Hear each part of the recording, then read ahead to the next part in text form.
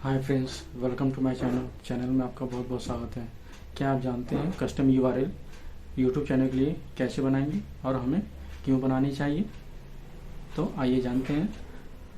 Custom URL हमें YouTube channel के लिए बनानी चाहिए क्योंकि हमें एक यूनिक एड्रेस मिल जाता है कि आपका ये चैनल है और ये एड्रेस है, ये लिंक है, जिससे क्या लोग आसानी से आपके चैनल को फाइंड करके या फिर अपना लिंक शेयर करेंगे तो डायरेक्टली आपके चैनल को विजिट कर सकते हैं।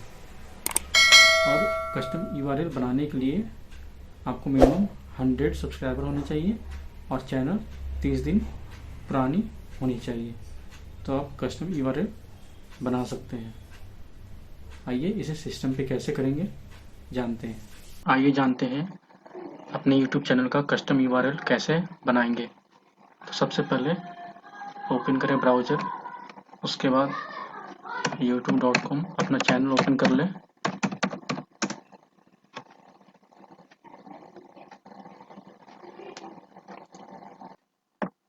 कस्टमाइजेशन में जाएं,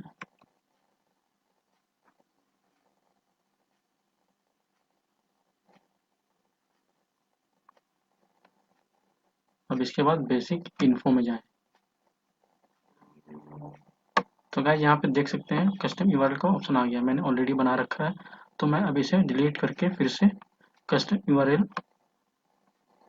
पुट करूँगा। तो मैंने इसे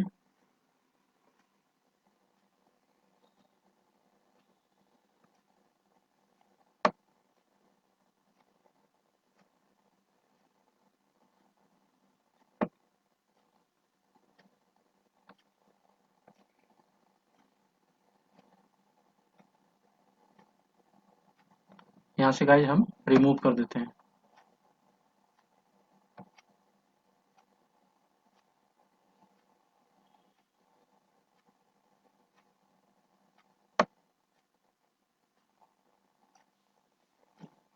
तो गाइस यहाँ से चला गया।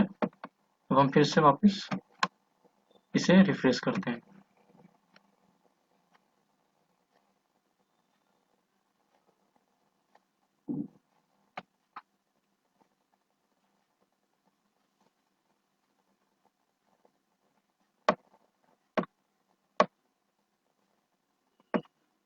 तो गाइस देख सकते हैं यहाँ पे लिखा हुआ है set a custom URL for your channel. तो यहाँ पे क्लिक करते हैं और यहाँ पे ऐड करते हैं कस्टम यूआरएल जो आपके नीज के अनुसार हो, वो आप यहाँ पे पुट कर सकते हैं। जैसे मुझे चाहिए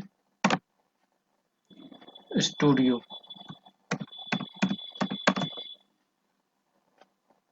तो गाइस देख सकते हैं स्टूडियो यहाँ पे आ चुका है। तो अब हम इसे क्या करते हैं, पब्लिश कर देते हैं, तो हमारा कस्टम यूआरएल चैनल सेट हो जाएगा।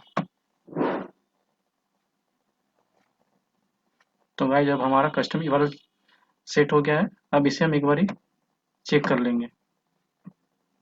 तो यहाँ पे आते हैं youtube.com /RKB स्टूडियो।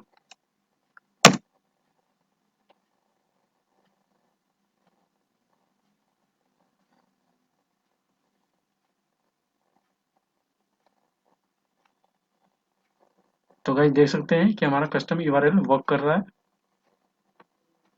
तो आप समझ गए होंगे कस्टम यूआरएल कैसे अपने यूट्यूब चैनल के लिए बना सकते हैं।